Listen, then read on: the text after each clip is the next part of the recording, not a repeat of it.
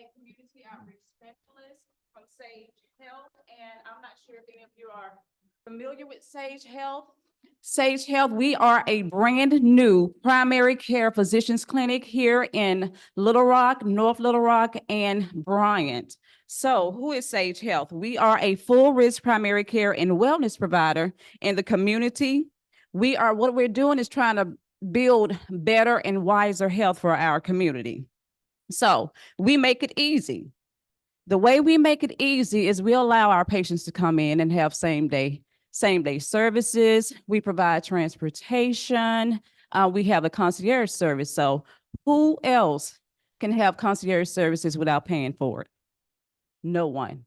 We allow that without paying for it. Each one of our enrollments will have a primary care physician. You will have a cardiologist. You will have a care coordinator. You will have a medical assistant, and you will also have your own community outreach specialist. So we all work together as a team in the community so we can make sure you keep your appointments, make it on time to your appointments. And if you can't make it to your appointments, we're going to provide their transportation. We do Uber because that's a huge problem in our community, right? Huge problem. We've also partnered with CareLink to provide some transportation as well in the community. If we have a load of maybe someone from the church, we want to do a tour at the church. So CareLink has said, let us know. We'll go pick them up. They don't have to worry about that. You come in, you have a doctor's appointment at a nose clinic or an ear clinic, we'll provide that transportation as well. We resort you out to other clinics as well. We're always on 24/7. Each enrollee will have your doctor's number. We want you to call us before you go into the emergency room on the weekends, okay? Let us know what's going on before you go. All right. We also have a direct line to our 24-hour service, so you'll always be able to connect with us, okay? All right. So our team consists of our primary care, our cardiologists, care coordinators, our medical assistants. We have PEAs and the care coordinators who help you find other resources out in the community as well. What sets us apart, and I'm so proud of what we do, is that we also have an event center in our clinic. And my mom can attest to coming to some of those events, right? Bingos, line dancing, we do paint and sips. We have Medicare one-on-one. We'll have people coming in talking about dementia, Alzheimer's. And another big thing that we found that's bad in our community is loneliness with our seniors. I don't know about a lot of you, but as my children got older, I don't see them much. So I know you don't see yours much, right? Sometimes you need to get out the house, okay? And so you come on into the center and, you can, find other friends, socialize, come inside, have a drink, have, not a drink, but coffee. We have healthy things in our clinic. Sparkling waters. Yeah, a few of us have already taken tours, so we have sparkling waters. We allow anyone, and you don't have to be enrolled to engage in our social activities in our center as well. Invite your friends, invite your family. We want everybody to come out and enjoy what we have to offer. And I'm glad to announce that we will be having our grand opening for our Little Rock location. We're really excited on March 27th at 10 a.m. I would love to see you all there. If you would like to come and don't have transportation, just let me know or let someone else know. I'm going to leave my information back here in the back. So just reach out and let me know. So our mission at Sage Health is we deliver enriching healthcare to seniors to achieve wellness and strengthen communities. Our vision is we envision a society where no senior feels isolated, uncared for, or left behind. I thank you guys so very much. And like I said, for more information, please reach out. I think you will find a home at Sage Health. Thank you.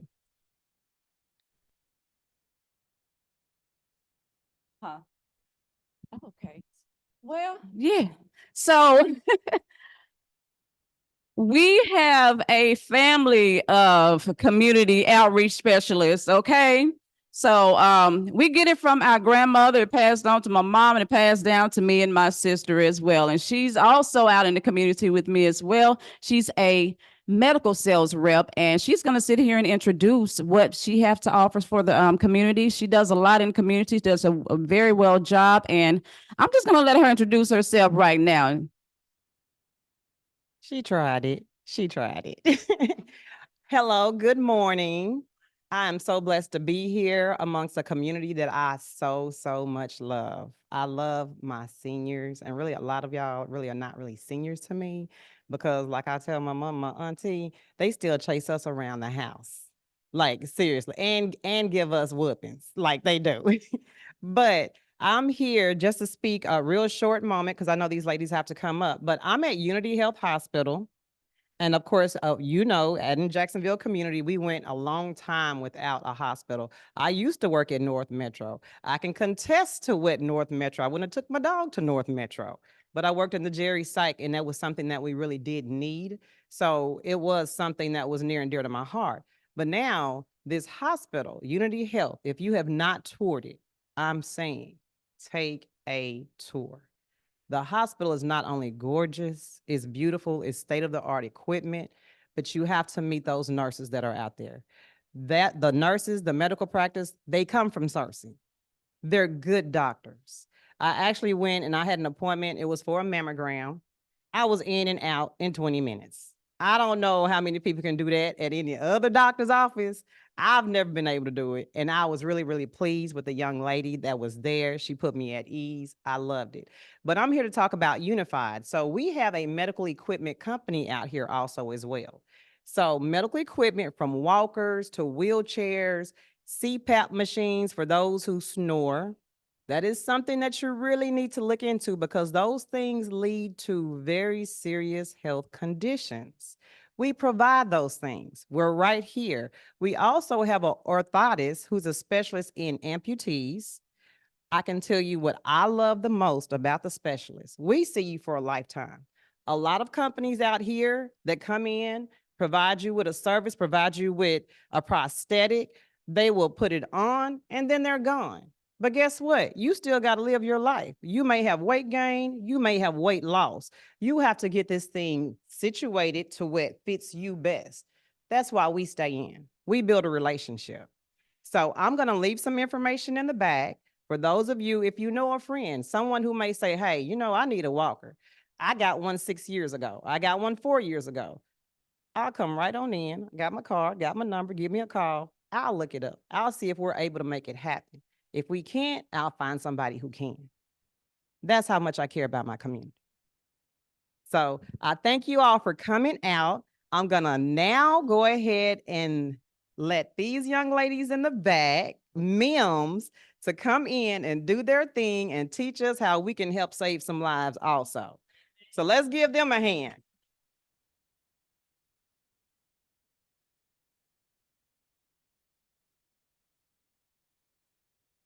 What's good, man? Introduce yourself.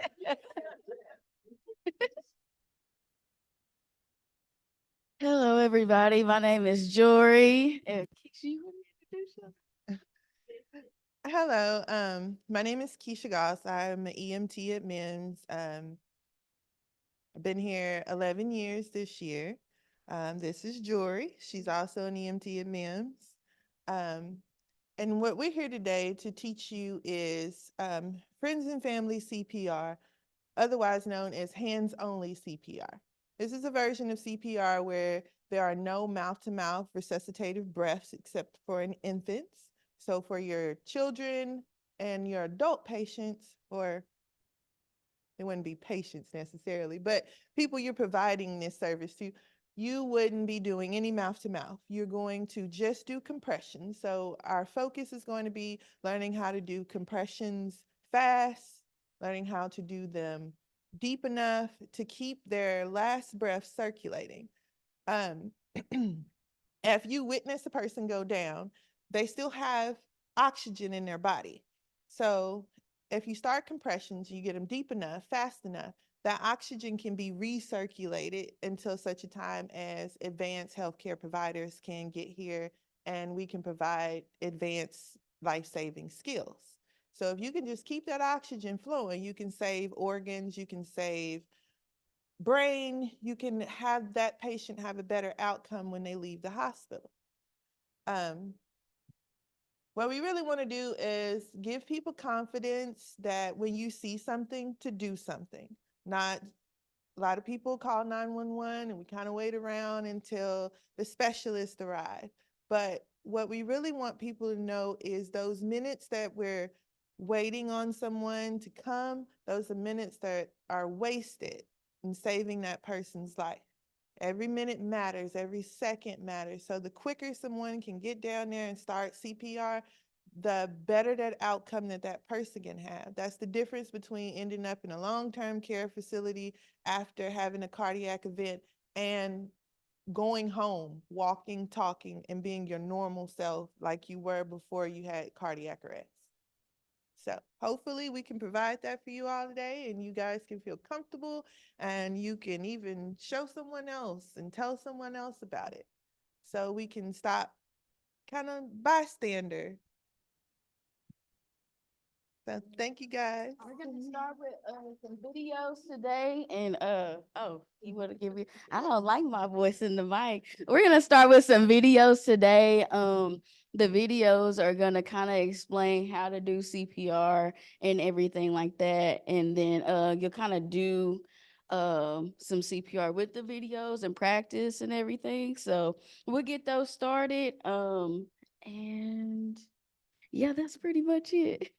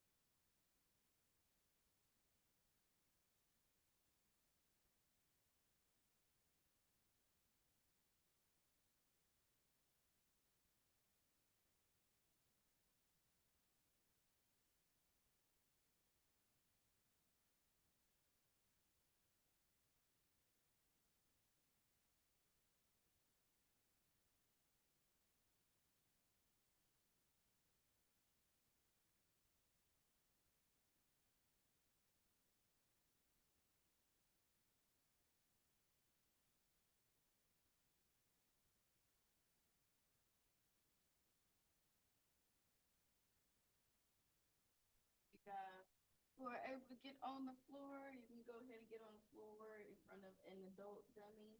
And if you want to get on the table, you can, and we'll practice with the video, and then once we get finished practicing with the video, then we'll hop back into the videos.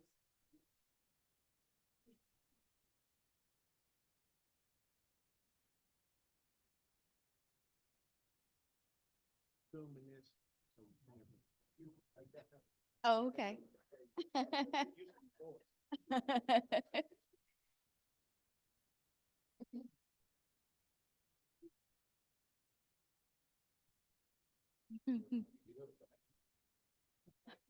We'll help you up.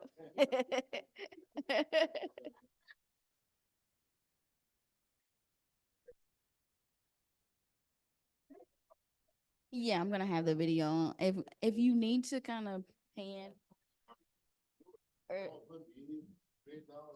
did you want to get everybody else in the video kind of doing? Yeah, I'm gonna have it playing. You don't have to record the video or anything. You wanna have them be recorded, that's fine.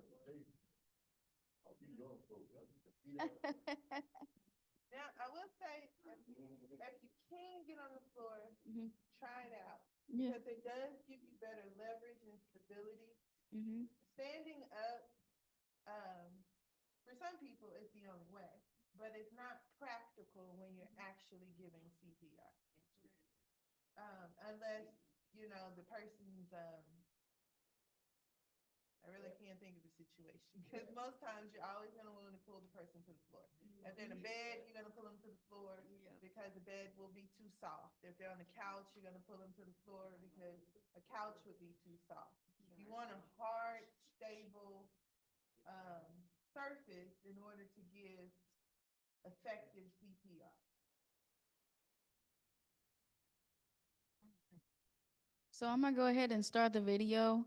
And we're just gonna practice as they give us instructions and stuff. And at any point in time you guys have questions, me and Keisha will be walking around and, kind of helping you guys, guiding you guys and everything. All right.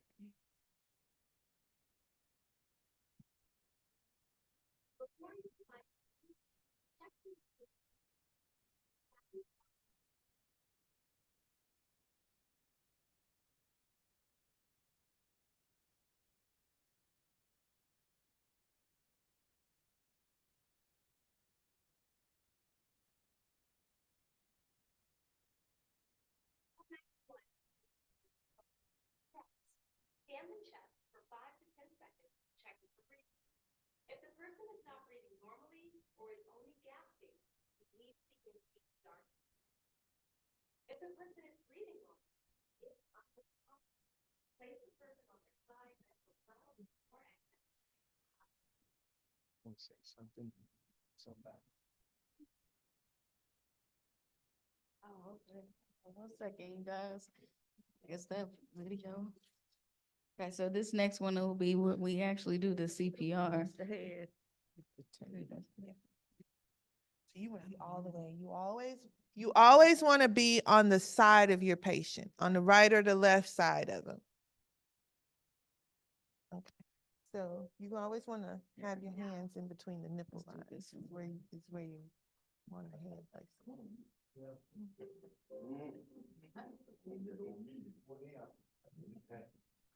To provide chest compression, place the heel of one hand at the center of the chest over the lower half of the breast, and put the other hand on top of the earth. Next, push down hard, at least 2 inches. It's helpful to keep your elbows straight. Right You here. should push hard and fast at a rate of 100 compressions. Find it. You need to allow the chest all the way back. Good job. Good job.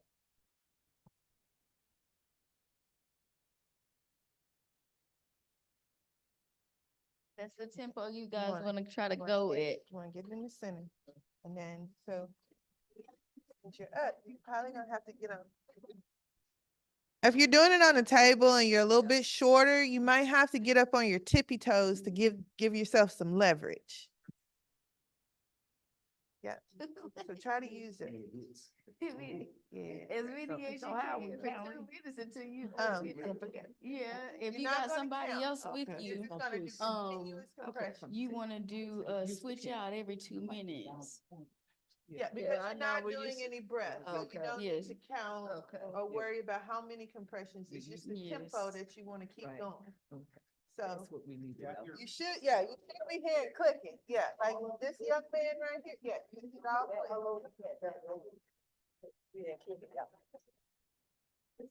So you clicking down that road? That go hard. Yep. Try to push harder. If you're not pushing hard enough. It's supposed to click every single Yep, time. every time. I'm gonna come by and check, make sure. Yeah, you click. I tried to make sure, yeah, you click. No. Let me see yours, huh? Yours are clicking. Click him. You click. It's, your hand placement matters, but the depth matters too. I'm pushing with one hand, I'm not getting enough strength. I push with my two hands, no matter where I place my hands. I got enough strength.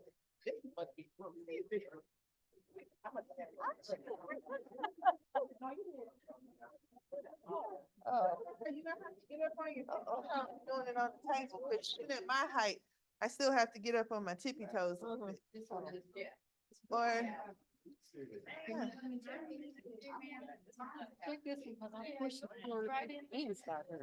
He clicks.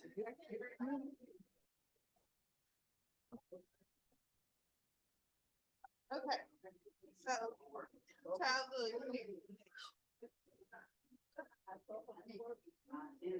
You need to eat your Cheerios.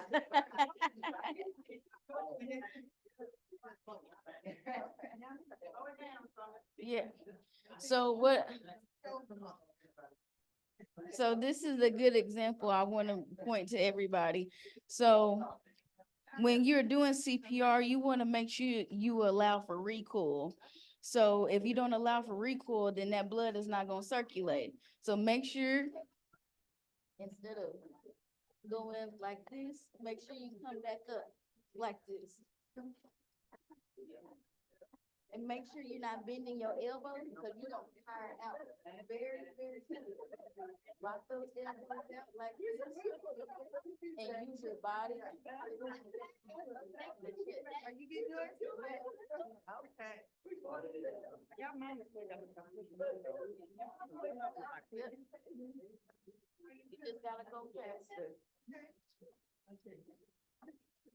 Y'all are doing real good though.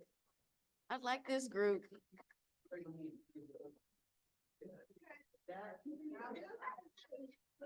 ladies on the other side. Oh, they got it going on. They up there clicking. Y'all come on, we gotta click, y'all. We gotta click.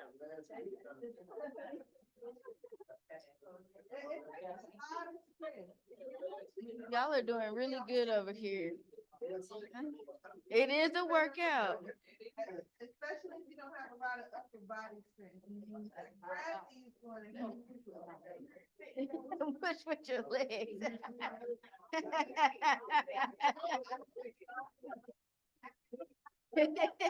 Push with your legs. Oh my goodness.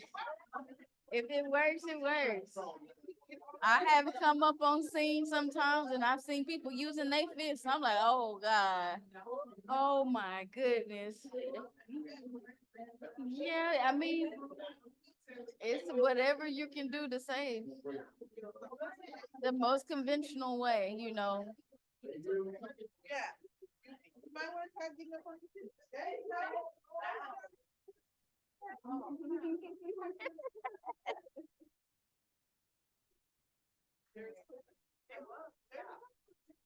Sometimes, yeah, you gotta find it. They all different.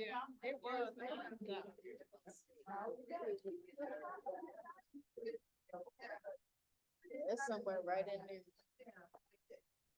Y'all are doing so good.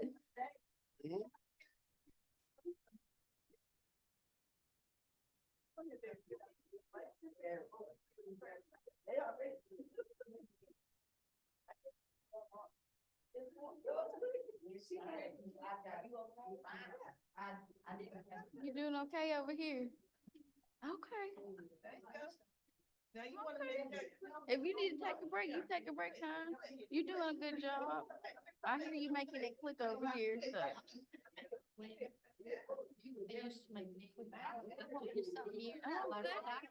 You wore your nurse? Oh, good. Look at you. You could probably teach me something.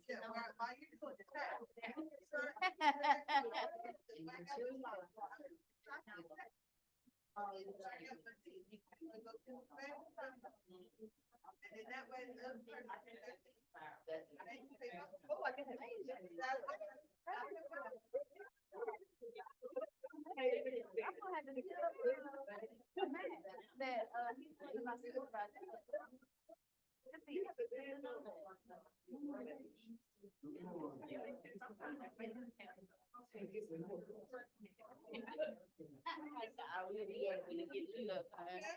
It's no problem. Yes,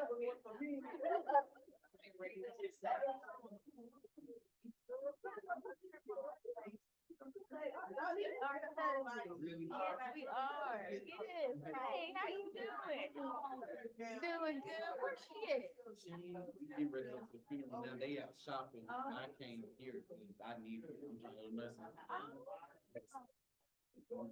She be talking about you all the time on Facebook. Yeah. She said, please, can y'all quit, can y'all get me out there? He keep on asking me for $20. That's funny. Oh my goodness, yeah, the school lunch I'm be doing, jewelry. Yeah.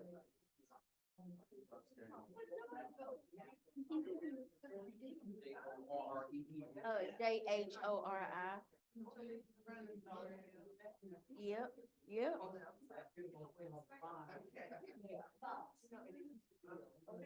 All right.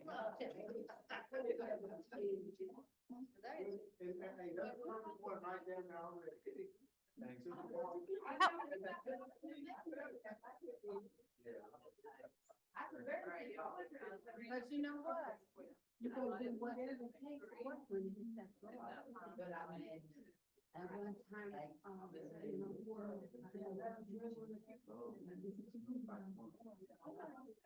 you know,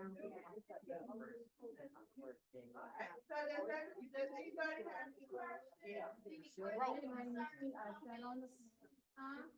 anybody have any questions? Does everybody feel comfortable with what you just did? No. We're gonna continue with the videos once everybody gets back in. Yeah, this training is interesting too.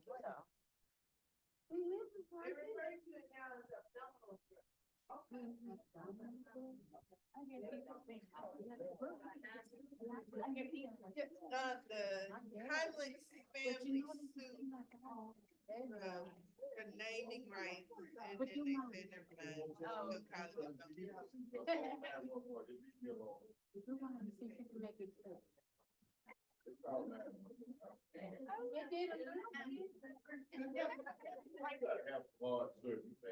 Is everybody back in here? I'm trying to see if we're missing anybody. Oh, okay. The next video, cause I actually kind of skipped a little bit, but, cause we were supposed to watch this one ahead, but it was just the chest compressions, basically teaching them, running through scenarios.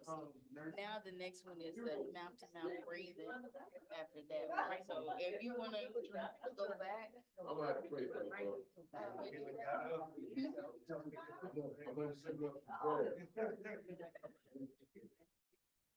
We can skip that.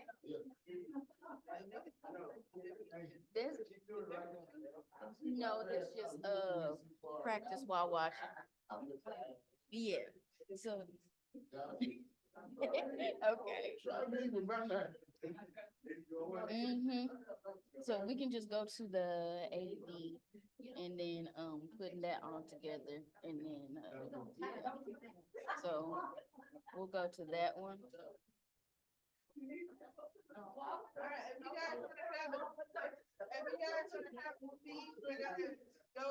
If you got, yeah, if y'all wanna, go have a seat, we're gonna go over the AED training via the video.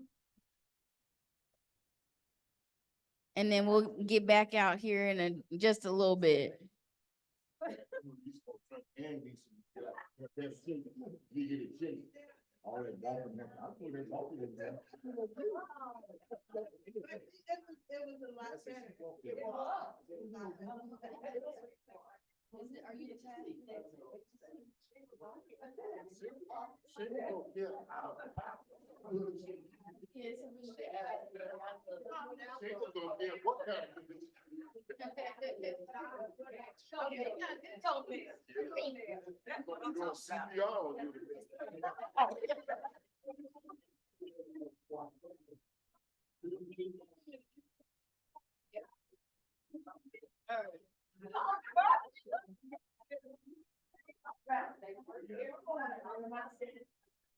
Okay, let's settle down now. Time for the video.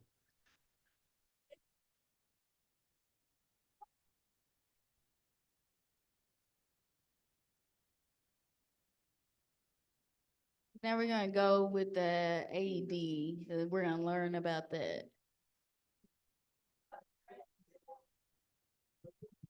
By now, you've learned how to use expressions,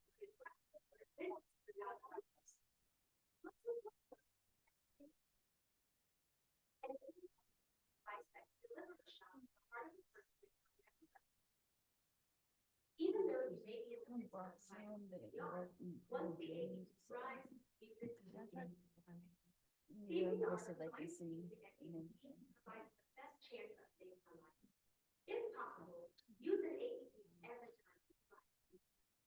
During cardiac arrest, the heart quivers and stops pumping blood. An AED shocks the heart so that the heart's rhythm can reset and the heart can pump blood again. To use an AED, you simply turn it on by either pushing the on button or lifting the lid. Once you turn on the AED, you'll hear prompts telling you everything you need to do. AEDs may have two sets of pads, a large set for adults and a small set for kids. Make sure you use a large pad on anyone 8 years of age. Later, we'll talk about using the smaller pad for children. You may have already moved some of the person's clothes out of space for CPR, but you should remove all clothes that cover the chest before you do it. AED pads will not be placed over any clothes. It's important that the AED pads not touch anything other than the person's hair. Peel away the backing from the pads and attach them to the person. Follow the picture on the pad. You don't need to remove jewelry as long as it doesn't interfere with the placement of the pad and isn't in contact with the pad. It doesn't cause a shock hazard to either the person being helped or the rescue. However, undergarments should be removed, along with other clothes covering the chest, since they often interfere with proper pad placement. Plug the pad's connector into the AED and follow the AED. Make sure no one is touching the person while the AED analyzes the heart rhythm and before you push the shock button. If the AED recommends a shock, it will tell you to stay clear and not touch the patient. If the AED tells you not to touch the person, look to be sure that no one is touching the person, including you, and say something like, "Stay clear," or "Stand back," just before you push the shock. As soon as the AED gives the shock, immediately resume chest compression. After this demonstration, you'll have a chance to practice using an AED trainer so that you can use it well. You'll need to consider a few special situations when using the AED. First, if the person has hair on their chest, the hair may prevent the pads from sticking. If your AED has only one set of pads, a razor should be included. You can use the razor to quickly shave the area and then apply the pad. If your AED has 2 sets of large pads, you can try to apply 1 set to the hairy chest. And if the hair prevents the pads from coming in contact with the chest, the AED should tell you to check the pads. If it does, Press the pads down more firmly. If they still aren't sticking, rip the pads off forcefully, removing the chest hair. Then, reapply a new set of pads to their skin. Water on a person's chest can also be a problem. It could allow the shock to travel through the water between the pads, ultimately preventing delivery of anti-infective shock dose to the person's heart. If someone is lying in water, you should quickly move them to a dry area. However, if the person is lying in snow or in a small puddle, you may use the AED. And if the chest is covered with water or sweat, wipe the chest before attaching the AED pad. But wipe the chest quickly. It doesn't have to be completely dry. Some people have an implanted pacemaker or defibrillator in the same place where you would put the AED pad. These devices look like a round or square lump, smaller than a deck of cards. If you see this lump, avoid putting the pads directly over. Also, don't place the pad directly over a medicine patch. If a medicine patch is located where you need to place the pad, take the patch off and quickly wipe the chest before you put on the pad. If you're not wearing gloves, make sure you don't touch the underside of the patch. You don't want to get any of the medicine on your skin. Use an AED for prednisone and cardiac arrest, just as you would for any other. If your workplace has an AED, you should familiarize yourself with it. Regardless of the type of AED, remember to turn it on first and follow the audible prompts that will lead you to the rescue. Additional emergency equipment may be found in an AED, such as scissors, razors, wipes, gloves, and a barrier device. These items may also be found in a separate emergency or first aid kit. The video will now pause to allow your instructor to lead a practice session with an AED trainer. These trainers simulate what a real AED would do, but they won't provide a shock. All right, so quick question. Do y'all have an AED here? No? Okay. All righty. Yes. Okay, so on that list, you say something about a barrier device somewhere in the bottom. Mhm. What is that? The barrier device is for giving mouth-to-mouth breath.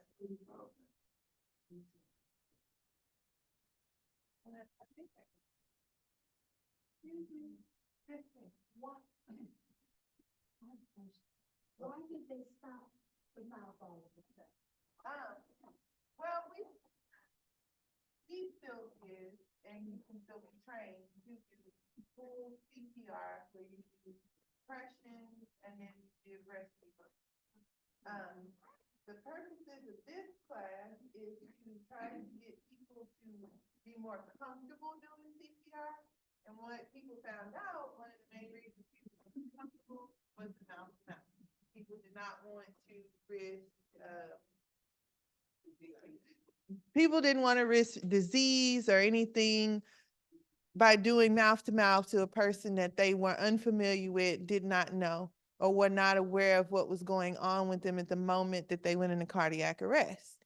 And then when they did some further research, they also realized that your body still has trapped air, and that oxygen can be recirculated for a time and still will provide all the things that it would even if you don't get rescue breaths.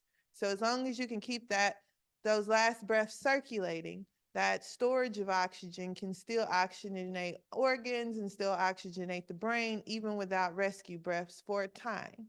So this was just to get people more comfortable and doing something.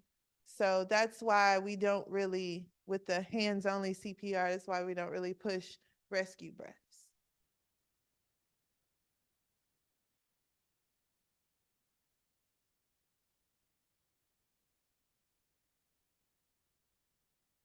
Depends on the make and model.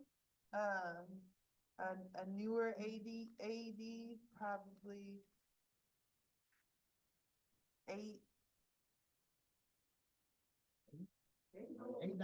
no, about 800. Oh. And that would be for like, standard base model, very simple to use, but there are AEDs that range in the thousands. They can get expensive. Yes, they can get expensive quick. This is a type of barrier device. ignore that part, but it would go down in the person's mouth, then your mouth would go on top of it. And that way you would have a barrier in between your mouth and that person's mouth or anything in their mouth. But still, people with barrier devices don't like to give mouth to mouth because I'm still in that very intimate space with a person I may or may not know.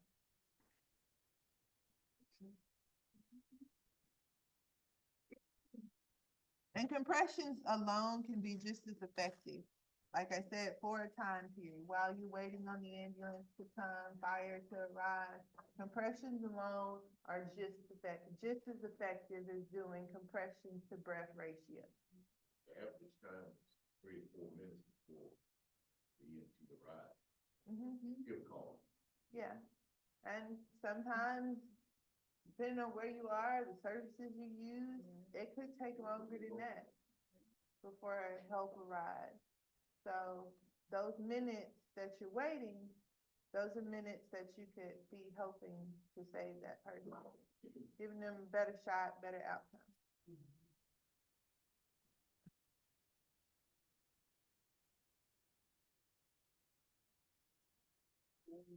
Go with another video. I'm so sorry about all these videos.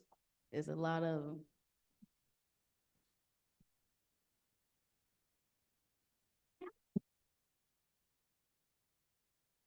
Take an assessment, providing compression to get breath, be using an HC. Afterwards, you'll get a chance for that. Tap and shout to see if the person is responsive. Are you okay? If the person is unresponsive, shout for help. Have someone call 911 and get an AED. Go 911 and get an AED. Next, scan the chest for 5 to 10 seconds, checking for breathing. If the person is not breathing normally or is only gasping, provide CPR. Make sure the person is lying on their back on firm, flat surface. Quickly move bulky clothes out of the way. If a person's clothes are difficult to remove, you can still provide compressions over clothing. If an AED becomes available, remove all clothes that cover the chest. AED pads must not be placed over any clothes. Now, tilt the head back and lift the chin to open the air. Give 2 breaths. Remember, do not interrupt compressions for more than 10 seconds. Give another set of 30 chest compressions. Now, tilt the head back and lift the chin. Give 2 breaths. Once the AED arrives, use it immediately. First, turn on the AED by pushing the on button or opening the lid. Attach the pads to the person's bare chest. Follow the AED prompts and the pictures on the package or bottle. Plug in the pads connected. Make sure no one is touching the person while the AED analyzes the heart rhythm and before you push the shock button. Press the shock button if the AED says to and immediately begin CPR, starting with compression. Now the video will pause and your instructor will help you practice putting it all together.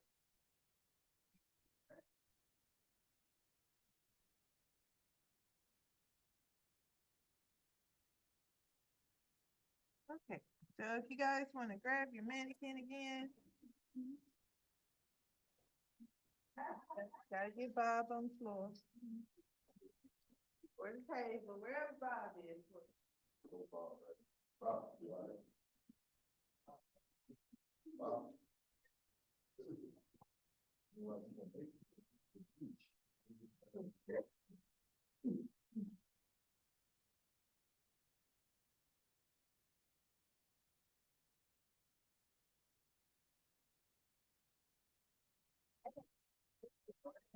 Down here. I'll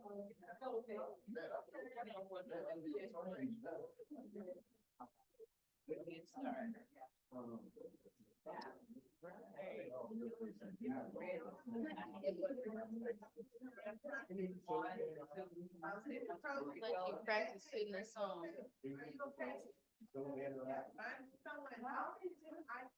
Make sure that these are the right pads, because we have a set of children's pads, and we also have a set of adult pads. So what's the first step in use AED? Turn it on. Exactly, because if you don't turn it on, it's not gonna help nobody. So most of them have a connector. Put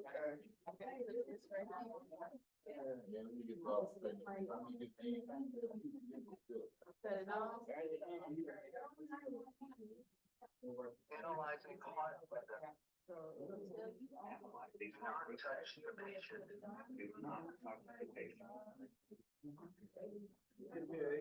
Shock advised. Shock advised. Take careful care of patient. Deliver shock. Deliver shock. Shock. Shock. Deliver. Analyzing climate weather. When you keep that going, and it's gonna give you a metronome to kind of, so.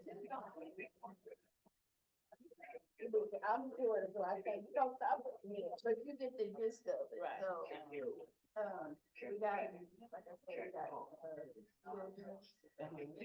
Begin CPR.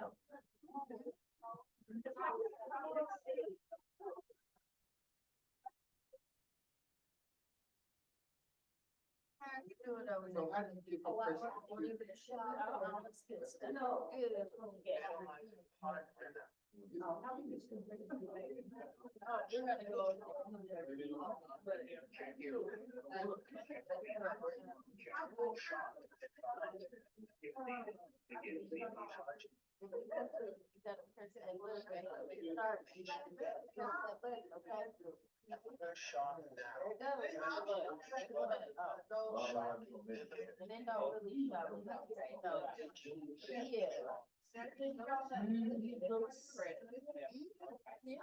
show, yeah, it's giving you a pace to go.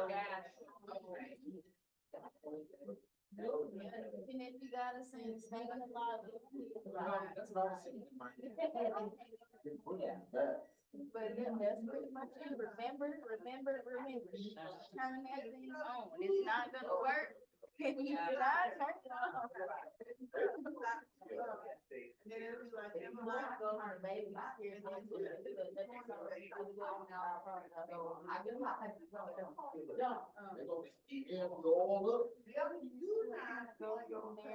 As you can see, there's various AEDs that very different styles, all of that. All you gotta do is turn it on, listen to the prompts, make sure it's connected properly, use the appropriate password, appropriate patient. You can't use kid, pads on an adult patient. You can use adult pads on a kid patient though. So if that makes sense. Yeah. So they'll explain. It's really,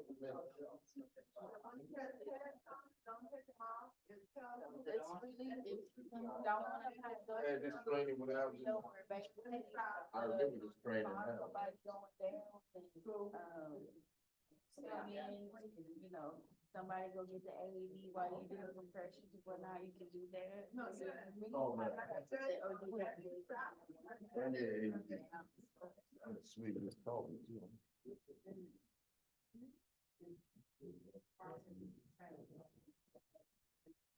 We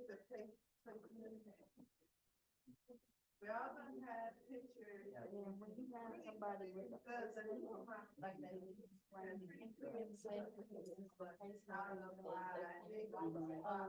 don't want to put it right up there on top of it, because it can put what that's got. So put it underneath that, and that's completely fine. Just don't put it over here.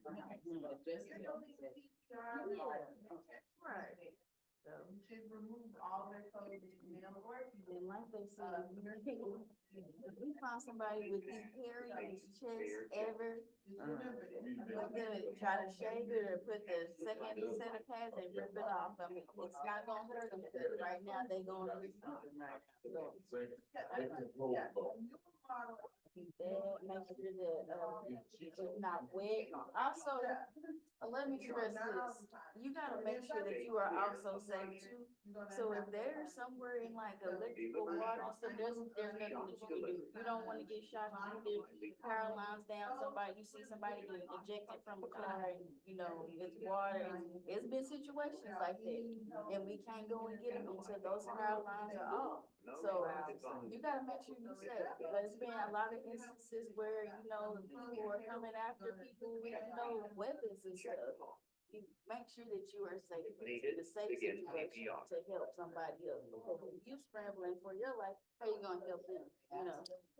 So. Are y'all comfortable down there with learning how to use the AED? Okay. Do y'all have a first aid kit here? Yes, ma'am. Yeah, she told me about her experience. I told her to teach me everything she knows. They're riding. I'll show you, sister. She's getting ready to show us.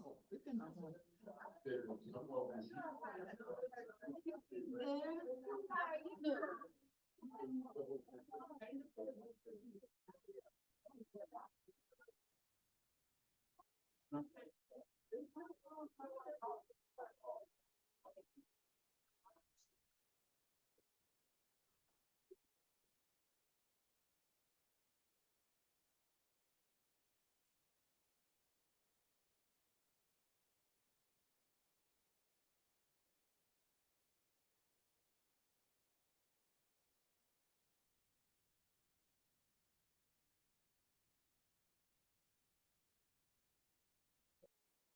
Yeah, you see how it's harder doing it on the table and stuff? Yeah, it is. I had to get up on my tippy toes a little bit ago. That's why it's important, if you can, get them out on the floor. Mm. More than likely, you're not gonna get it out of my. And then once somebody like me or Keisha gets there, we have a device that does CPR for us. So, yeah, it's called the Lucas device. Now you want somebody to run.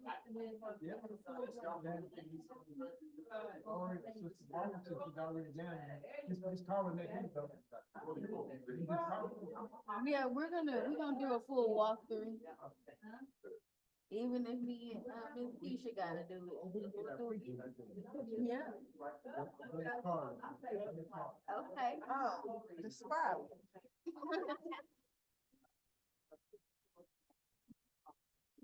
Is everybody comfortable with using the AED?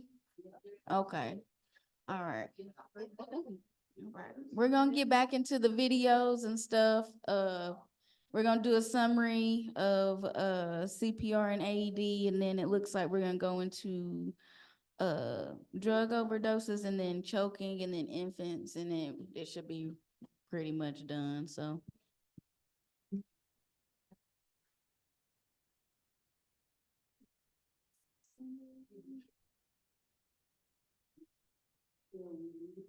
Yeah, it's literally not much else.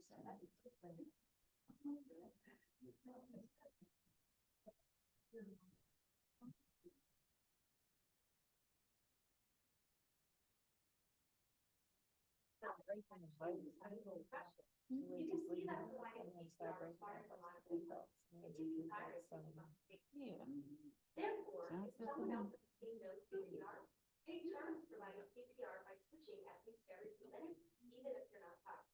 As we help each other and take turns providing CPR, it's important to give each other. While you're resting, remind the other respirator to push down at least 2 inches, centimeters, at a rate of 100 to 120 compressions per minute, and to let the chest come back up to its normal position after each. You've just practiced life-saving CPR and AED for adults. The video will now pause for your instructor to test you on these skills. There's no test. This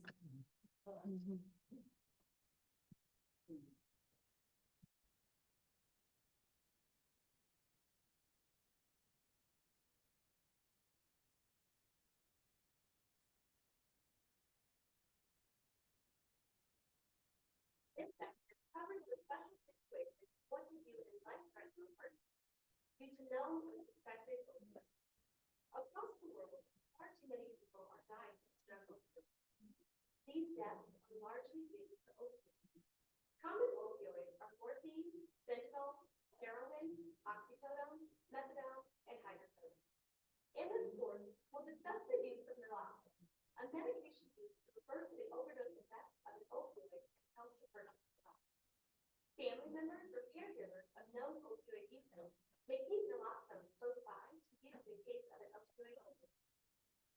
An accidental overdose happens to anyone. If you know someone who has access to naloxone, you may need to use it. It's important to be familiar with how to use naloxone. Drug overdose can lead to cardiac arrest. That's why it's important for you to know how to respond to a life-threatening emergency. If you suspect an opioid overdose, it's important to phone 911. Common signs of opioid overdose include unresponsiveness with shallow or slow breathing, or even no breathing or only gasping. You may suspect a drug overdose if you see signs of drugs nearby, or if there's other evidence of drug use. If you suspect that someone has overdosed on an opioid and the person is unresponsive but still breathing, shout for help, phone 911, give naloxone if available, and stay with the person until someone with advanced training arrives. If the person is unresponsive and not breathing normally, and you suspect they have overdosed on an opioid, phone 911. Get an AED and naloxone if they're available. Start CPR and use the AED. Give the naloxone as soon as you can, but do not delay CPR to give naloxone. If the person is unresponsive and not breathing normally, and naloxone is unavailable, or you suspect they have overdosed on a non-opioid drug, phone 911 and get an AED with one is nearby. After phoning 911, start CPR and use the AED. You've just learned an incredibly important life-saving technique, how to help a teen or adult with an opioid-associated life-threatening emergency. For more information, refer to your student workbook.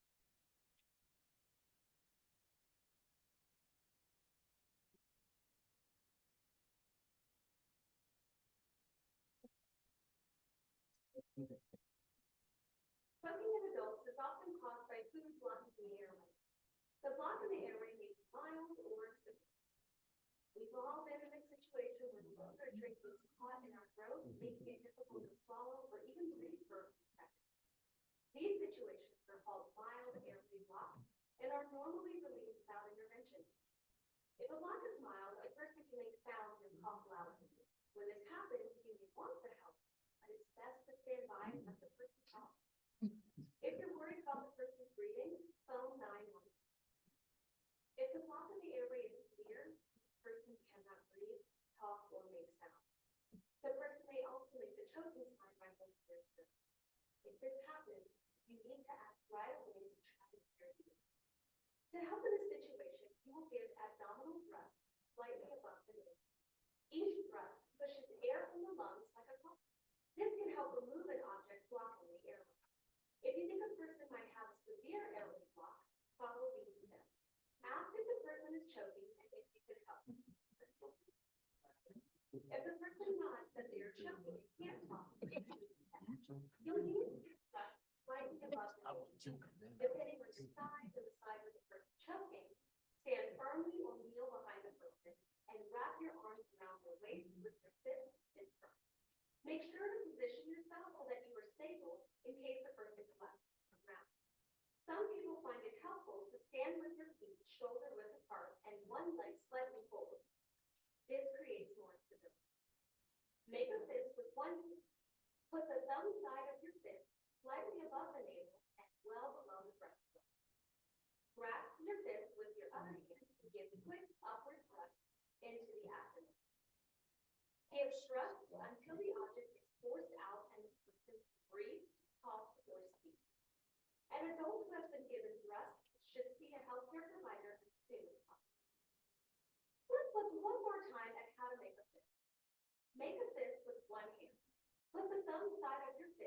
slightly above the navel and well below the breast.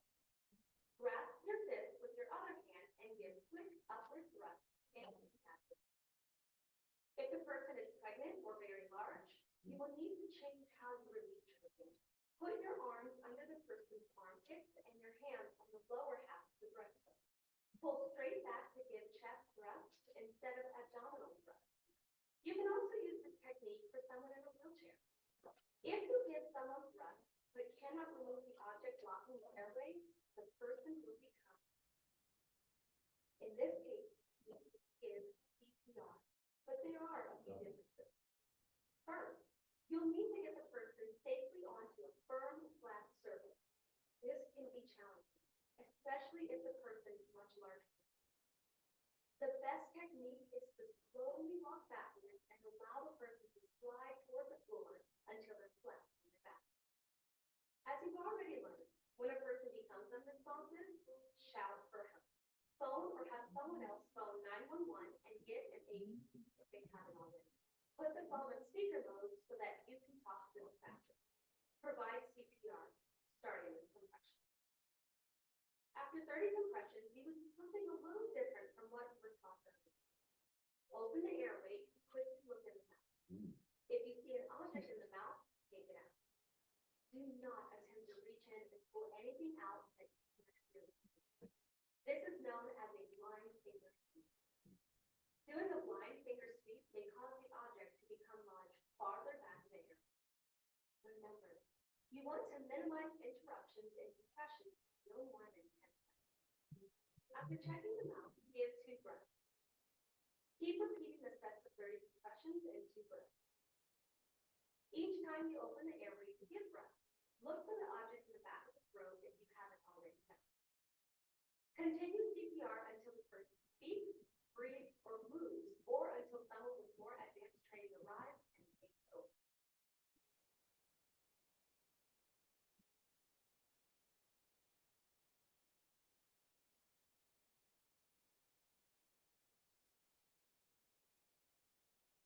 Yeah, we can do that. So we're gonna do a little practice with the abdominal thrust. So you wanna get a dummy. Keisha, don't be falling.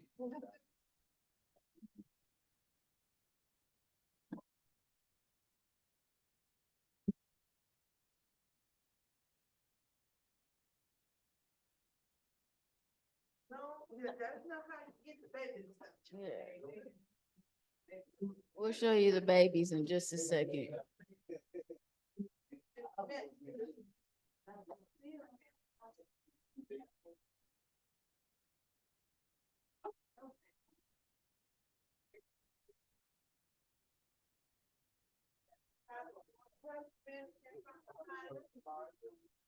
Like I said, especially if you're a large person, sometimes it's helpful to kind of stand with your legs in a wide stance, or kind of, thank you.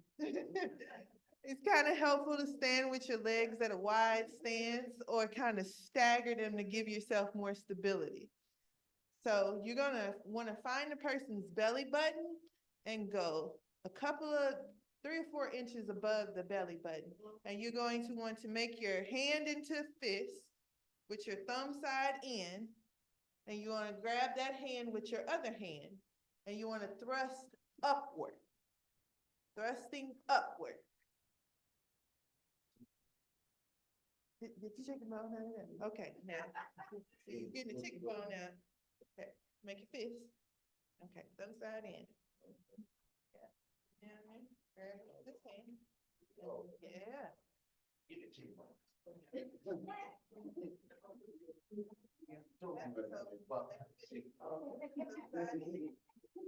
Yeah, grab that hand.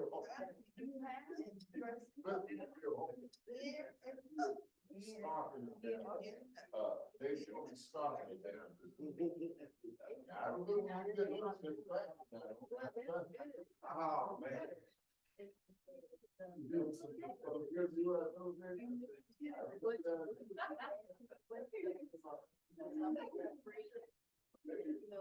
And remember, before you start doing abdominal thrust, you want to wait till the person can no longer cough or speak on their own. If they're still able to cough or speak and try to get it up themselves, you want to give them that opportunity. When they get to the point, you know, the universal sign of choking is and they can't make any more sounds, they need help. And that's when you would do abdominal thrusts.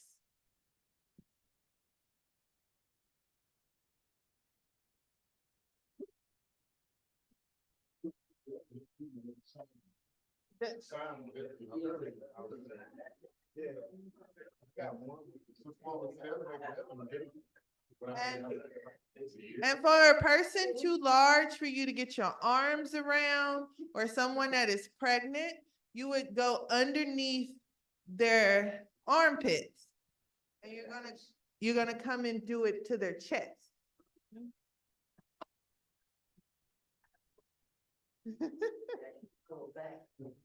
What if you're by yourself and you're choking? For that, yeah, you can do it with the chair. He be spot on. Yeah, you can lean over a chair if you're by yourself and you're trying to relieve yourself of choking. You can make the same motions. I'm a little tall for this. But yeah, you would try to use the chair in a way that would help, or you could lift the chair up. Maybe not this chair, but you could lift the chair up and try to use that as leverage. You can also try to just do the regular hand placement on yourself and see if it helps. Yeah, table or counter. Don't try to do a handstand and try to get it to come up or anything like that. And try to avoid patting people on the back Yeah. when they're choking. Right. Because if they're choking and they're coughing and trying to spit it up on their own, you patting them in the back, that force, that movement could cause them to re-swallow the object. Yep, and you don't want to do that. And it's a continuous cycle. You choking, not I getting know enough it's a air, knee-jerk and then reaction. You eventually see you're gonna be somebody on the choking and ground. you want to die, you Gotta want to come whack through them on the CPR. back, because that's what we were taught all our Yeah, the life. baby is different. I'm gonna show you real quick. So with the baby, Oh. if the baby is choking,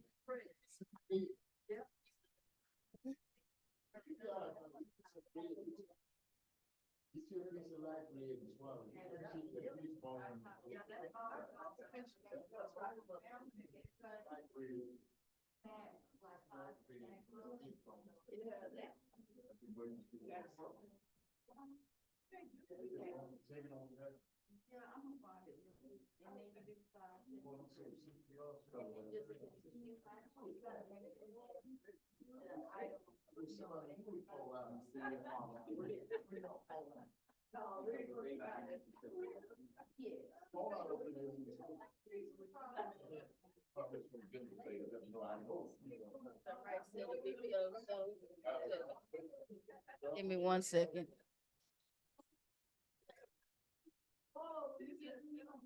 Just real quick.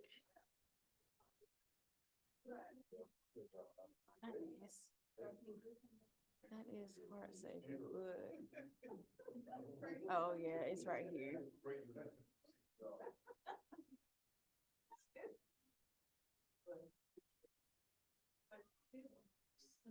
It's gonna be child and infancy. We just have to go over water safety and then do the child and infant, and then we'll be good.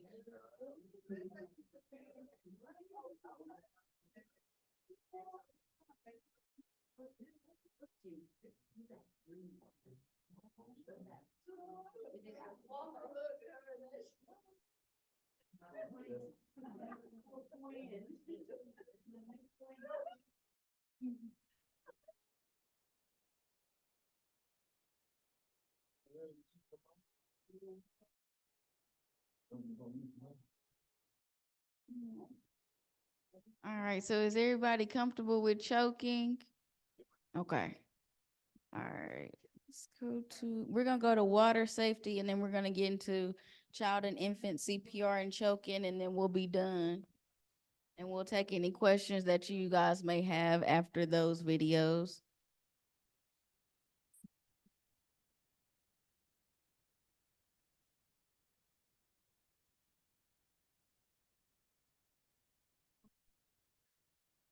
got the click link and learning, so we'll just do those videos and then I think it's like 2 weeks and then they'll be finished. They do every option of adults. Yeah. Because I know.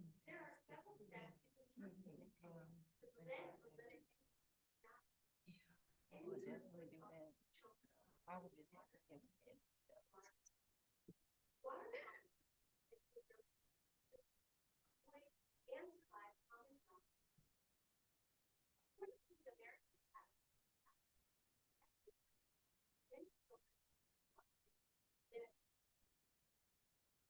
But taking those lessons and acquiring those skills cannot prevent all water related and they don't drown. Parents must install barriers to prevent unanticipated access to water, and they should focus on children.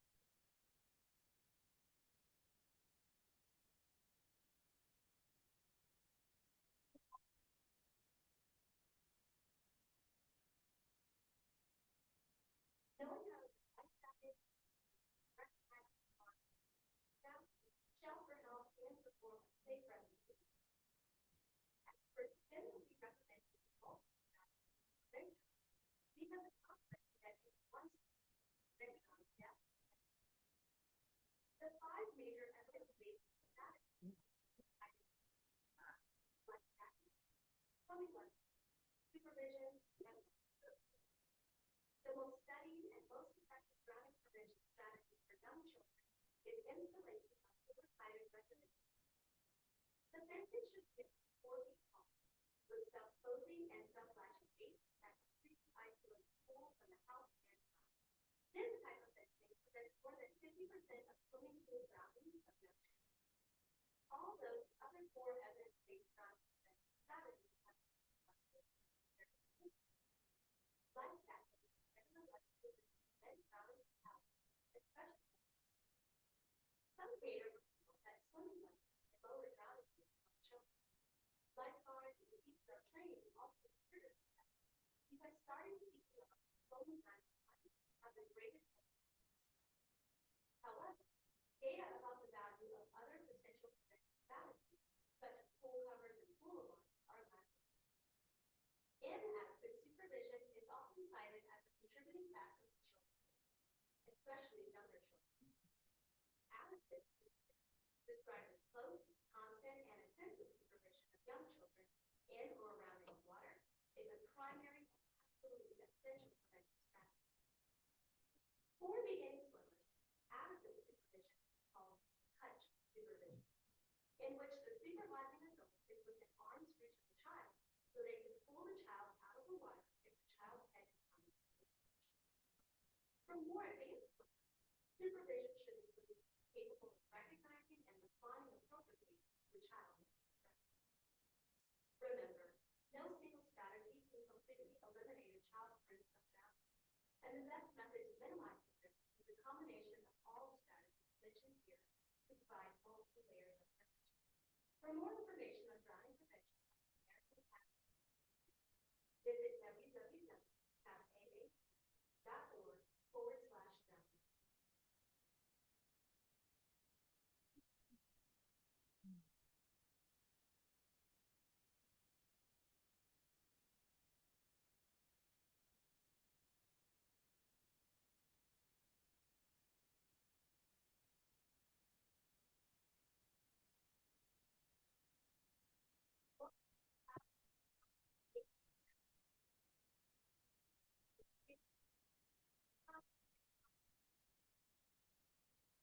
Humor define chest or underbody voice and any breath development.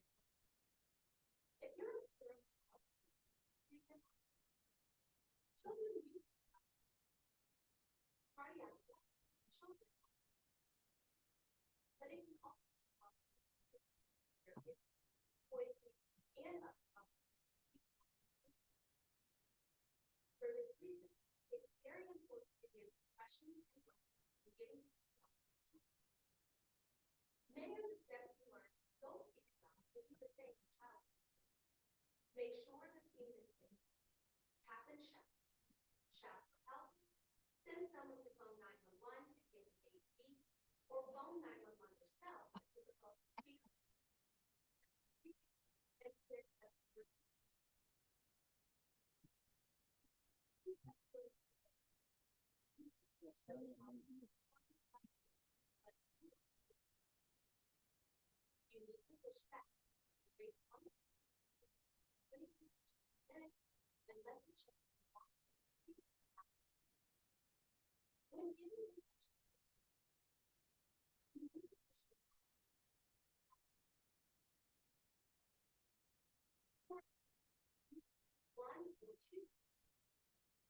Whichever is necessary to adequately push the child's chest down.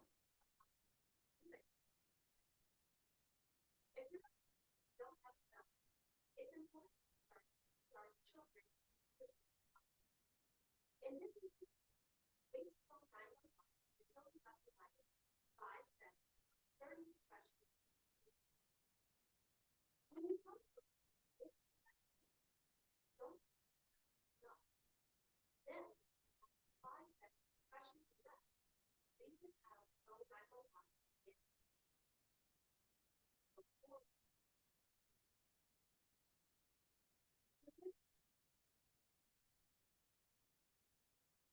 Answering the special questions about faith.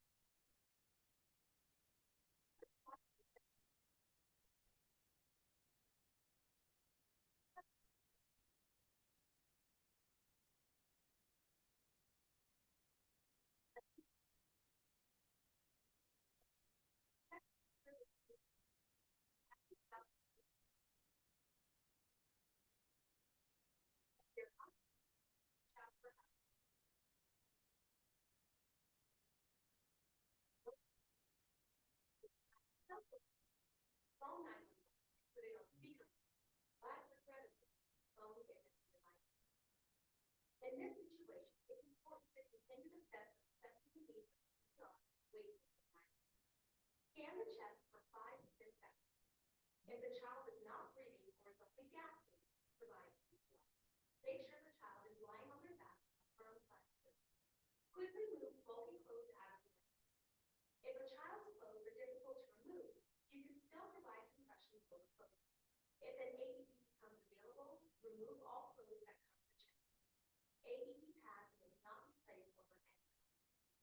After 5 sets of 30 compressions and 2 breaths, if no one has come to help, leave the phone 911 and get an AED. You've learned how to assess the need for CPR in phone 911. Now let's focus on compressions and how they should be. Chest compressions for a child is not that different from compressions for adults. You need to push hard and fast in the center of the chest. When providing compressions to a child, start by using one hand for compression. If you can't push down approximately 2 inches, which is 5 centimeters, with one hand, use 2 hands to compress the chest. Sometimes people don't push hard enough during child CPR because they don't want to hurt the child. However, it's better to push too hard and not hard enough. Let's watch this demonstration. You need to push hard and fast in the center of the chest, approximately 2 inches or 5 centimeters, at a rate of 100.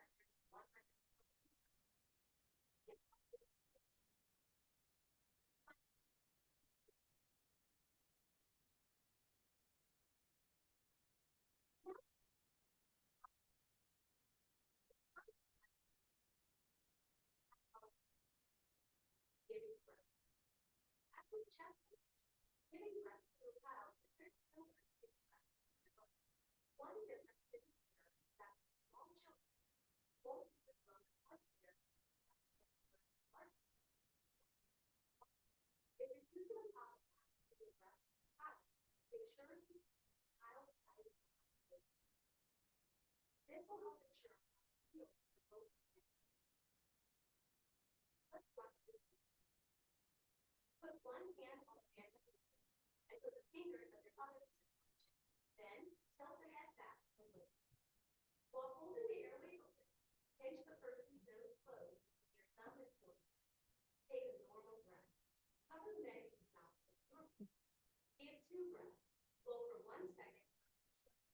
As you give each breath, you should look down at the medic's chest to be breath.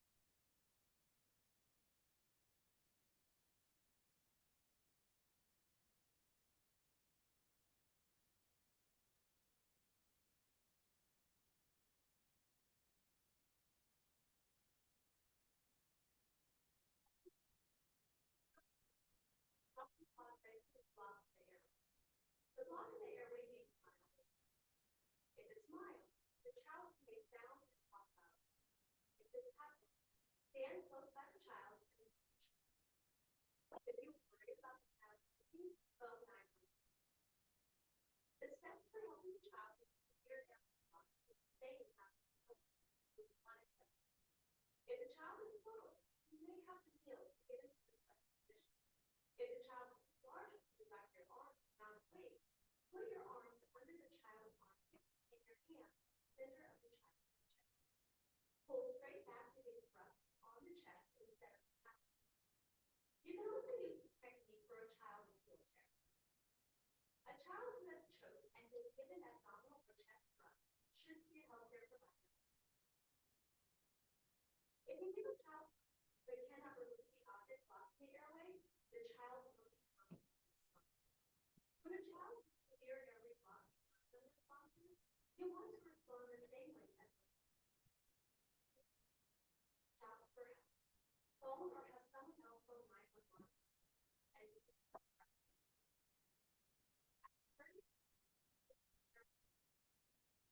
if you see an object, keep it out.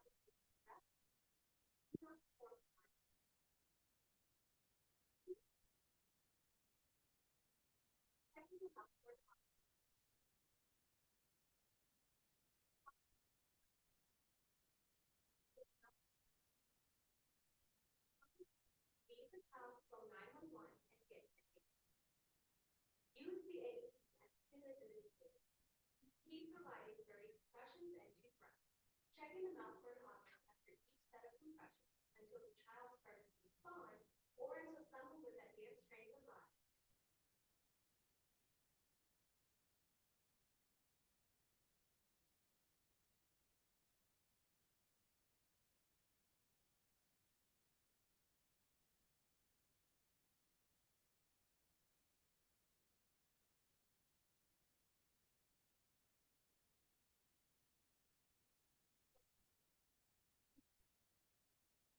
Provide compressions for deep. Provide compressions at a fast pace. Allow the chest to return to its normal position after each compression, and don't interrupt compressions for more than 10 seconds. When providing high body position, pushing hard and fast is just as important for infants as it is for children and adults. Make sure the infant is lying on the back on firm flat surface. Some people find it easier to use the right foot. Quickly move both clothes out of the way. If an infant's clothes are ill cold, you can still provide compressions when they're closed. If an AED becomes available, remove all clothes that cover the chest. AED pads must not place over anything. Remember, one of the main differences in infant CPR is that you use just 2 fingers, 2 thumbs to provide compression. Watch this placement if you're using 2 fingers on the chest. Put 2 fingers and 1 hand on the breast, just below the knee. Press the infant's chest straight down approximately 1.5 inches, which is 4 centimeters. After each compression, let the chest come back up to its normal position. You'll need to give compressions at a rate of 100 to 120 compressions per minute. Watch this demonstration for placement if you're using the 2 thumbs encircling hand technique of the infant's chest. Encircle both hands around the infant's chest, placing the thumb in the breastbone, just below the head. Press the infant's chest straight down approximately 1.5 inches, which is 4 centimeters. Remember, if you can't achieve zero kickdown, you can use the heel of one hand just like you learned in CPR. Now, the video will pause while you get into position to practice providing chest compressions.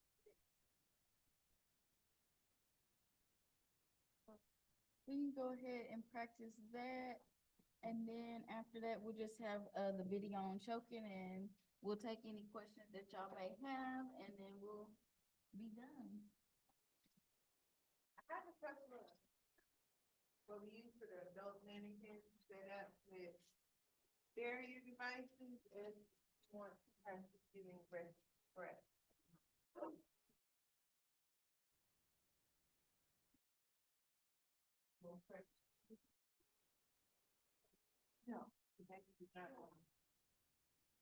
The babies are not going to click. Won't get a click.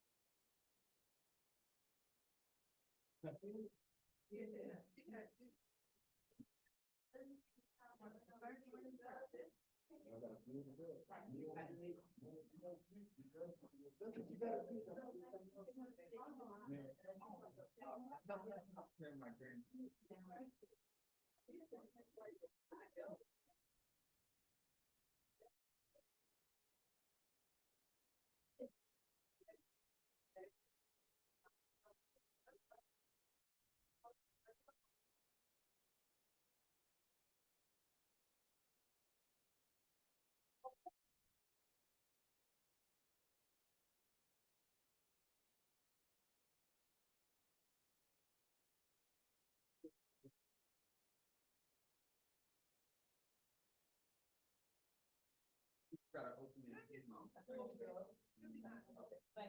Yeah. Just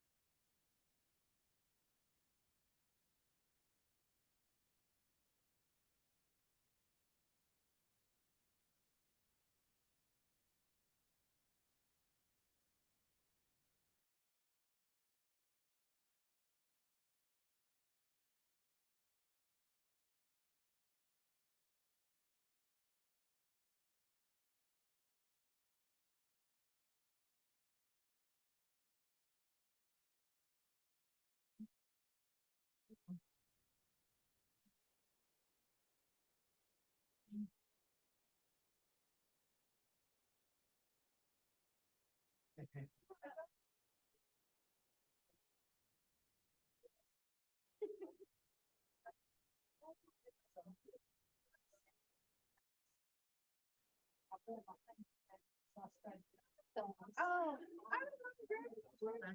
anyone missing a cell phone? Cell phone was left in the restroom. It's been found.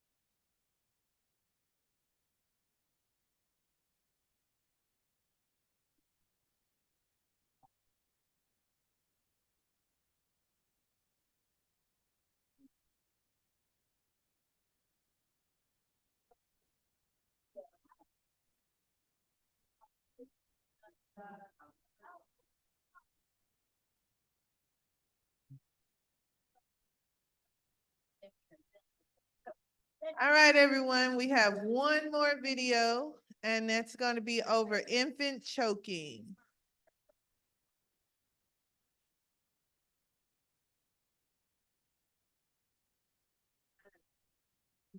Ain't nobody lying.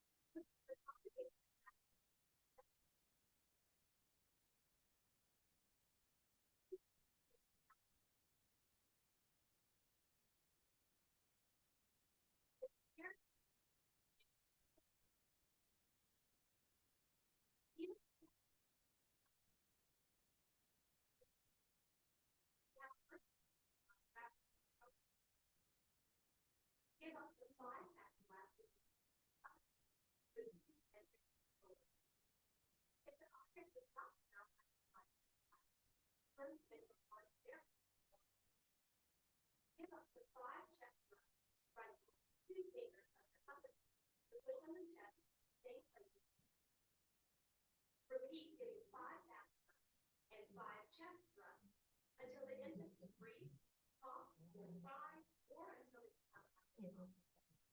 Give only back thrusts and chest thrusts to the infant.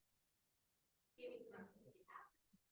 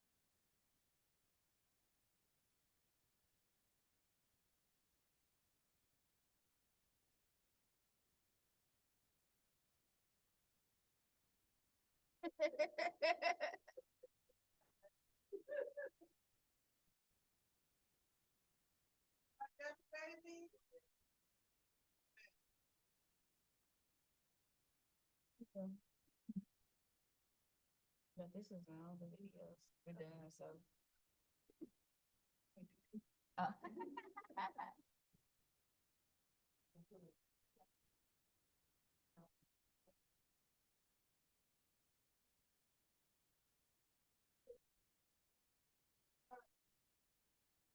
Best way to do it is of course to cradle the baby's head.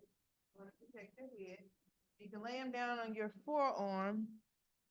You're fine. You're gonna lay him across your forearm, and you can use your knee as leverage as well.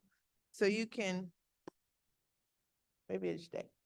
So then you can take the baby, remember, still protecting the head and the neck. You're flipping the baby over onto your other side. You want to hold the baby where his head is pointing down toward the floor. So you want that angle. And then you're going to give it 5 back slaps.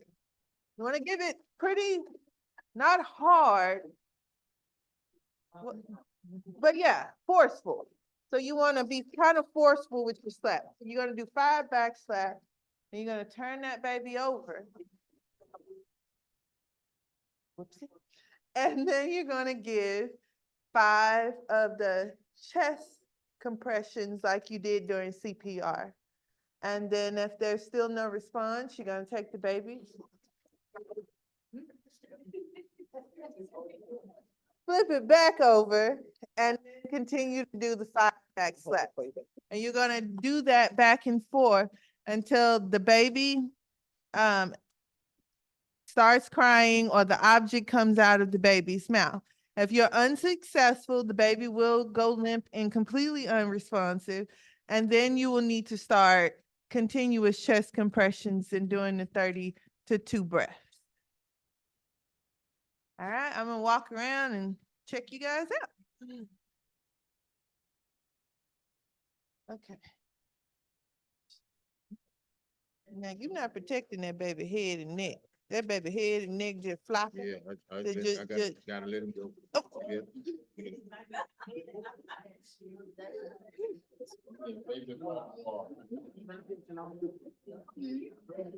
Oh, yeah, it's just fun. Just fun. I told him I'd give him them China bears, you got them anyway. So, kind of extend it out, baby head down like that. And then that's the way when you're doing the chest thrust, gravity helps bring that out.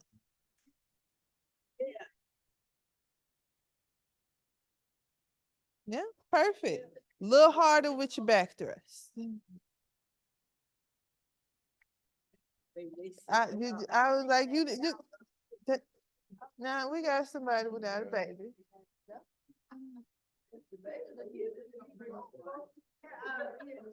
Hey, your baby. I don't want you to be left out. Okay, what I do is, I'm trying to keep it from choking. Yeah. Choking. So across your forearm, just like that, extend it out. Make sure you protect, yep, put your hand like on the chin so you can protect the baby head. 5 back thrusts, back slaps. Okay, and then, yep, cradle the baby head, flip the baby over and do 5 chest compressions. I don't think I knew you didn't take the hands out. Okay, well, you just flip flop it for you. Okay, that's it. And then you flip it back over. And you would continue to do that until the object falls out, the baby begins to cry. Okay. If you're unsuccessful, then the baby will go limp and unresponsive, and then you would just start CPR. Okay. Look at you protecting the baby neck and everything. That's what I'm talking about.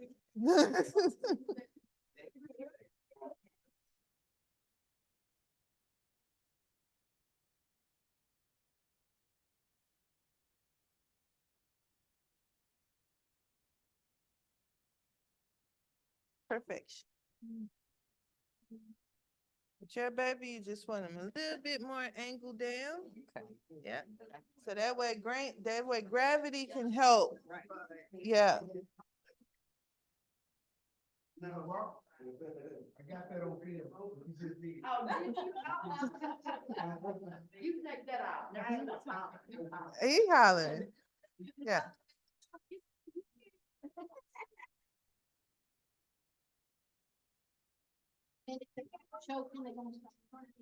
I think you guys have successfully saved the babies.